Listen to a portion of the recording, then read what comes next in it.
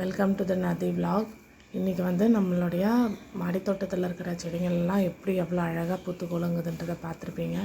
அதுக்கு என்ன பண்ணுறேன், எப்படி மெயின்டைன் பண்ணுறன்றதை பார்க்க போகிறோம். இன்றைக்கி நம்மளுடைய நியூ அப்டேட்ஸ் என்னென்னு பார்த்தீங்கன்னாக்கா 7 days தான். 7 days சாண்டல் கலர் தான் வாங்கியிருக்கேன் நான். இது வந்து இதான் ஃபஸ்ட்டு பூ பூத்துருக்கு. ஆல்ரெடி ஒரு மொட்டு வச்சுருந்தது. அது வந்து கொஞ்சம் தண்ணி அதிகமாக பண்ண போனதுனால மொட்டு வந்து கீழே விழுந்துடுச்சு. அது வந்து காம்பில் வந்து நிற்கல. இது வந்து செகண்டு மொட்டு. இதுக்கு என்ன பண்ணுறேன்னு பார்த்தீங்கன்னாக்கா, செடி வைக்கும்போதே வந்து அந்த என்பிகே கொஞ்சம் போட்டுட்டு செம்மண் வெறும் செம்மண் தான் போட்டிருக்கேன். அப்புறம் வந்து கிச்சன் வேஸ்டேஜெலாம் அதிலே போட்டுட்டு தான் நட்டிருக்கேன் நான். எவ்வளோ அழகாக பூத்துருக்கு பாருங்கள். நல்லா பெருசாகவே பூக்குது. இன்னும் நாளைக்கு தான் பறிக்க வேண்டியது வரும். இதை இன்றைக்கி பறிக்க போதில்லை. அதே மாதிரி மொட்டுங்கள்லாம் நிறைய வச்சுட்டே இருக்குது. அப்படியே கண்டினியூஸாக வந்துகிட்டே இருக்குது. இன்றைக்கி இப்போ ஆல்ரெடி பார்த்தீங்கன்னாக்கா 2 மொட்டு இருக்குது அதில். இது வந்து எனக்கு வந்து செடி வாங்கும்போது அவ்வளோ இன்ட்ரெஸ்ட்டாக இல்லைங்க. ஒரு மாதிரி இருக்குது, செடி டல்னஸாக இருக்கே அப்படின்னு நினச்சிட்டு தான் வாங்கினேன் நான். ஆனால் இப்போ பார்த்திங்கனாக்கா நம்ம வீட்டுக்கு வந்ததுக்கப்புறமா நல்லா வளர்ச்சி வந்துடுச்சு இந்த செடிக்கு. சூப்பராக இருக்குது. இது வந்து double delight, mini double delight. இது ஆல்ரெடி சொல்லவே வேணாம்.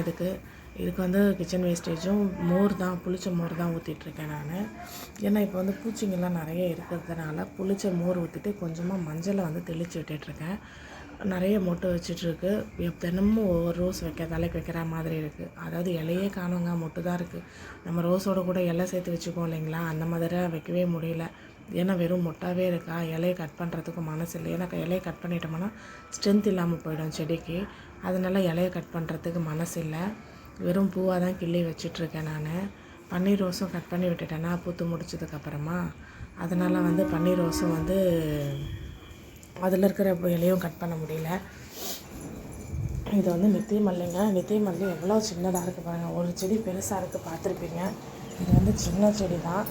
அந்த சின்ன செடியிலே வந்து எவ்வளோ சூப்பராக மொட்டு இருக்குது பாருங்கள். அப்படியே கொத்தாக பக்கத்து வீட்டில் இருக்கிறவங்களாம் கேட்குற அளவுக்கு ஆகிடுச்சு. ஏன்னா இது வந்து முல்லை செடியா, முல்லையில் தான் அந்த மாதிரி இருக்கும்.